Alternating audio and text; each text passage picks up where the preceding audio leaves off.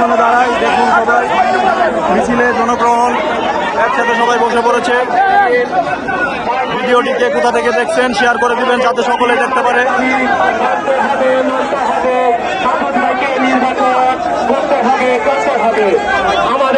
আমাদের দাবি মানতে হবে।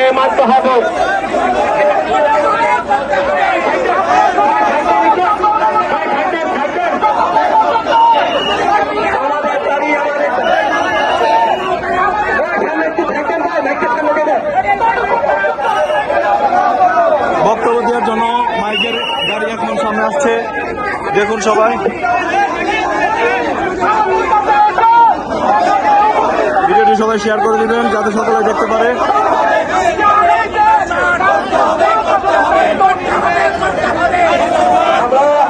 আমরা সবাইকে অনুরোধ করছি, আমরা সবাই চুপ থাকে, আমরা সবাই কথা শুনে আমাদের শৃঙ্খলা বজায় রাখতে হবে।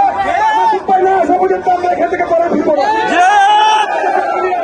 আমাদের জীবন মরণ সমস্যা নারায়ণগঞ্জবাসী পঞ্চায়েত প্রধান হয়েছে, সকল শ্রেণীর মানুষ বলতে থাকবে নেতৃত্ব ফিরে আসছে, নেতৃত্ব না আসা পর্যন্ত আমরা করে ফিরে যাবো না।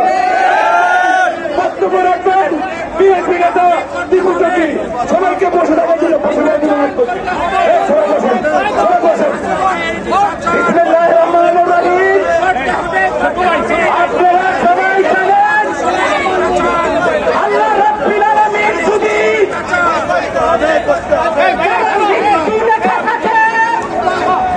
তারা ক্ষমতা নাই তাকে বাঁচিয়ে রাখতে।